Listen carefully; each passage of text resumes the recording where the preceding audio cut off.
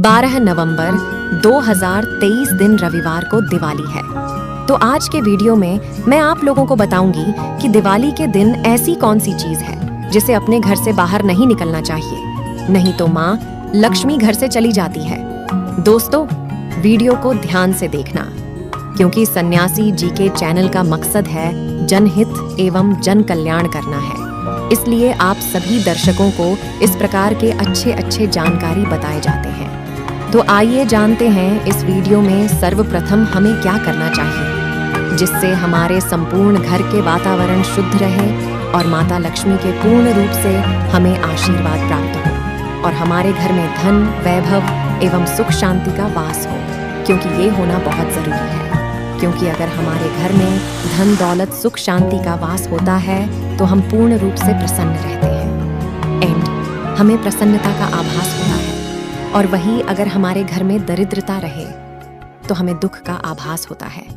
तो जितना ज्यादा हो सके दिवाली के समय में माता लक्ष्मी को प्रसन्न करने का उपाय जरूर करना चाहिए, इन्हें प्रसन्न करना चाहिए। लेकिन आप कुछ ऐसे गलती कर बैठते हैं एंड कुछ ऐसी चीजों को अपने घर से बाहर फेंक देते हैं जिससे माँ लक्ष्मी नाराज हो जाते हैं और हमारे घर का परित्याग कर देती है। तो दिवाली के समय अगर आप भी साफ सफाई कर रहे हैं तो ऐसे कौन सी चीज को घर से बाहर नहीं फेंकना चाहिए, आइए इस वीडियो में जानते हैं। लेकिन इससे पहले जानते हैं कि माँ लक्ष्मी जी के पैर की चिन्ह को घर के मुख्य द्वार दरवाजे पर दिवाली से 5 दिन पहले जरूर अंकित करना शुरू कर देना चाहिए। ध्यान रहे पैर के निशान घर के अंदर की तरफ होना चाहिए। इससे यह सुनिश्चित होता है कि दिवाली की रात माँ लक्ष्मी बिल्कुल सीधे आपके घर में चली आती है और आपको आशीर्वाद देती है। माता लक्ष्मी जी के लिए उनके चरण पादुका बहुत से कलर के आते हैं। इसे आप बेसन से भी बना सकते हैं। और हाँ, घर के मुख्य द्वार के दरवाजे पर इस दिन हो सके तो माता लक्ष्मी के स्वागत के लिए विधि विधान से तोरण बनाना चाहिए। आम और केले के पत्ते से आपको तोरण बनाना चाहिए। आम और केले के पत्ते घर के मुख्य द्वार पर माता लक्ष्मी के आगमन के लिए जरूर टांग करके रखना चाहिए। हमारे धर्मशास्त्र कहते हैं, आप माने या ना माने, बिल्कुल ही माता लक्ष्मी दीपावली के दिन हमारे घर में आती है। आप उनकी पूजा करें या ना करें, माता लक्ष्मी बिल्कुल ही आपके घर में आएंगे। लेकिन अगर आप उनके पूजा पाठ नहीं करते तो आपके घर से वापस चली जाती है। लेकिन कुछ ऐसे भी कारण होते हैं जिसकी वजह से माँ लक्ष्मी भी हमारे घर में नहीं आती, जिसमें से कुछ कारणों को मैं बताना चाहूंगी। दोस्तों, आप एक बात का विशेष ध्यान रखना कि दीपावली दिन अपने घर के मुख्य दरवाजे पर या फिर अपने जो घर के मुख्य द्वार है वहां पर जूते, चप्पल या फिर फटा हुआ जो कपड़े, झाड़ू है, यह चीज मत रखना। ये 3 चीज जहां पर होती है वहां पर माँ लक्ष्मी बिल्कुल भी नहीं आती है। तो इस बात का थोड़ा सा विशेष ध्यान रखना। दोस्तों, अब आइए इस वीडियो में जानते हैं कि दीपावली के समय के सफाई में भूल करके क्या ऐसी 5 चीज है जिसे नहीं फोड़ना चाहिए। मित्रों, वीडियो में आगे बढ़ने से पहले सभी दर्शकों से निवेदन करना चाहूंगी कि कमेंट बॉक्स में अभी तक हैप्पी दीपावली नहीं लिखे हैं तो हैप्पी दीपावली जरूर लिखना और कोशिश करना जय मां लक्ष्मी सदा सहाय करे, ये भी कमेंट बॉक्स में लिखें। दोस्तों, बहुत सारे जो तांत्रिक वस्तु होती है, कुछ सामग्रियां होती है जिसमें माता लक्ष्मी का वास माने जाते हैं, इन्हें फेंकने से माता लक्ष्मी का अनादर होता है। दोस्तों, माता लक्ष्मी की स्वभाव चंचलता है, कभी भी एक ही स्थान पर लंबे समय तक नहीं टिकती है। तो इसलिए हमें इनका आदर करना चाहिए, सत्कार करना चाहिए, जिससे पूरे साल भर, पूरे वर्ष भर हमारे घर में टिके रहे। तो पहला है शंख और कौड़ी। दोस्तों, दिवाली की सफाई के दौरान पूजा के सामान में अगर पुराना शंख और कौड़ी मिल जाए तो इसे भूल करके मत फेंकना, क्योंकि यह दोनों चीज माता लक्ष्मी का प्रतीक माना जाता है। इसलिए आप इसे नहीं फेंकें और घर में पवित्र स्थान पर आप इसे रख सकते हैं। कहते हैं कि इन्हें घर से बाहर निकालने पर घर से लक्ष्मी चली जाती है। ये छोटे छोटे चीजों को हमें बिल्कुल ही जानकारी अपने अंदर रखना चाहिए। दोस्तों, अब इसके बाद आते हैं झाड़ू। झाड़ू का संबंध माता लक्ष्मी से है। शास्त्रों के अनुसार अमावस्या के दिन झाड़ू को नहीं फेंकना चाहिए, क्योंकि इस दिन लक्ष्मी प्राप्ति करने का दिन होता है।